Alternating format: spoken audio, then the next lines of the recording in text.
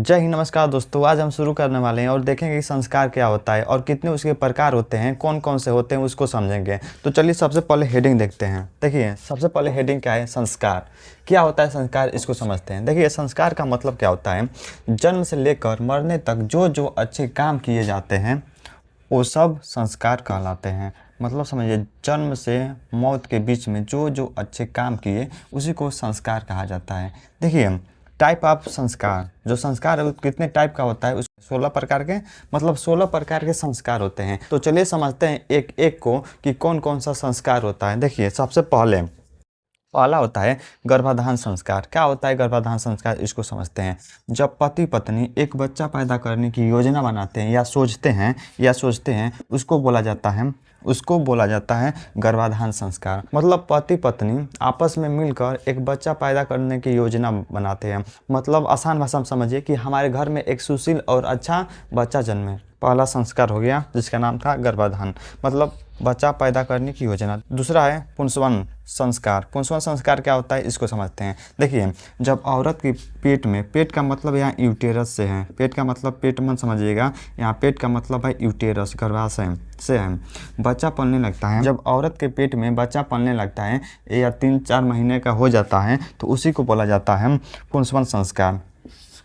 उसी को बोला जाता है पुंसवन संस्कार। मतलब गर्भवती महिला गर्भवती हो जाती, मतलब 3-4 महीना हो जाता है तो उसी को बोला जाता है पुंसवन संस्कार। अब पूछेगा कि ये पुंसवन संस्कार ये होता क्यों है। देखिए यह होता है माता के जो स्वास्थ्य है वो अच्छा रहे, इसके लिए होता है। अब तीसरा समझिए, तीसरा का नाम है सीमंतोन्नयन संस्कार। यह क्या होता है सीमंतोन्नयन संस्कार, इसको समझते हैं। देखिए जब बच्चा 5 या 7 मंथ के माता के पेट में रहता है, पेट का मतलब बताएं यूटेरस में रहता है, तो माता के मन, जो माता है उसके मन को खुश रखने के लिए, मन को खुश शांत रखने के लिए यह संस्कार किया जाता है।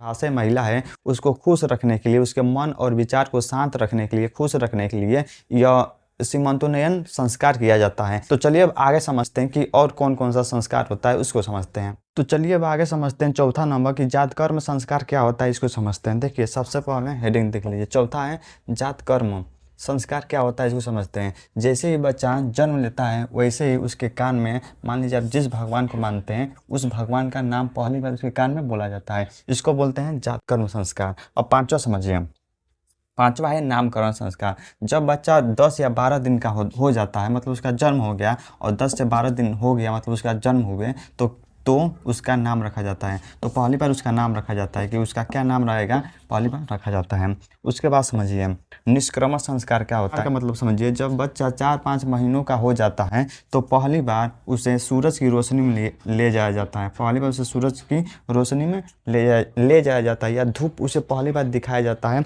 उसी को बोला जाता है निष्क्रमण संस्कार। अब सातवां समझिए अन्नप्राशन। अब सातवां समझिए अन्नप्राशन संस्कार क्या होता है। जब बच्चा 6 महीनों का हो जाता है, 6 महीनों का हो जाता है तो पहली बार उसे चावल या खिचड़ी खिलाया जाता है, इसी को बोला जाता है अन्नप्राशन संस्कार। अब आठवां समझिए, आठवां क्या है जुराकर्म संस्कार क्या होता है इसको समझते हैं। देखिए जब बच्चा 1-2 साल का हो जाता है तो पहली बार जो उसका बाल है उसका पहली बार मुंडवाया जाता है, मतलब पहली बार उसका कपार छिलवाया जाता है, इसी को बोला जाता है चूड़ाकर संस्कार। अब नौवा समझिए, नौवा क्या है कर्णवेद संस्कार।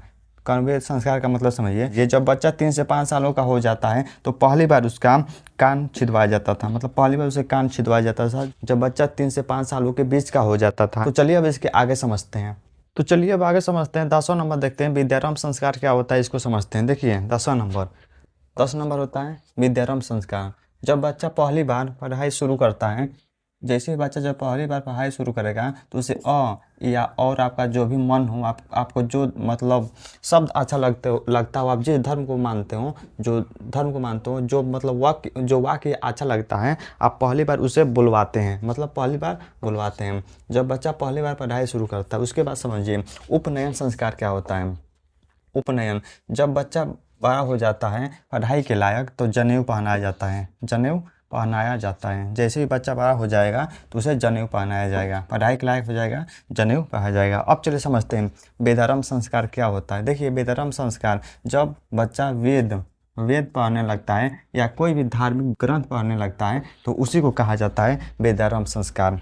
अब चलिए 13वां नंबर देखते हैं। 13 नंबर है समावर्तन संस्कार है। जब गुरुकुल की शिक्षा समाप्त हो जाती है, ये 13 नंबर होता है समावर्तन संस्कार। क्या होता है, जब गुरुकुल की शिक्षा पूरी हो जाती है तो क्या करते हैं, जो शिष्य होता है वो गुरु से अब पहली बार आशीर्वाद लेता है और आशीर्वाद लेकर और वहाँ से चला जाता है, इसी को बोला जाता है समावर्तन संस्कार। अब 14 नंबर समझिए, 14 नंबर जिसका नाम है विवाह संस्कार।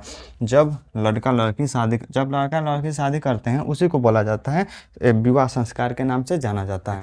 अब दोनों जब विवाह करेंगे तो साथ मिलकर घर बसाने की योजना भी बना लेते हैं, उसी को बोला जाता है विवाह संस्कार। अब 15 नंबर समझिए, वानप्रस्थ संस्कार क्या होता है। जब धीरे धीरे उम्र ढलने लगती है, जो भी व्यक्ति मान लीजिए एक जैसा नहीं रहेगा, समय के साथ उसका उम्र भी ढलने लगता है, और जैसे उम्र ढलने लगती है वो घर का काम धीरे धीरे छोड़ने लगता है और जिस भगवान को मानता है उसकी ध्यान करने लगता है। अब चलिए समझते हैं संन्यास। अब संन्यास संस्कार क्या होता है। संन्यास का मतलब ही होता है सब कुछ छोड़ देना। मतलब अब जब आदमी मोह माया मतलब घर का धन संपत्ति सब छोड़ देता है और भगवान की पूरी तरह याद में चला जाता है, उसी को बोला जाता है संन्यास संस्कार। ना घर ना धन, बस भगवान की याद, उसी को बोला जाता है संन्यास संस्कार। देखिए आसान भाषा में कहा जाए तो संस्कार का मतलब होता है जीवन को सही दिशा में अच्छे विचारों के साथ जीना, इसी को कहा जाता है संस्कार। तो जय हिंद, नमस्कार दोस्तों।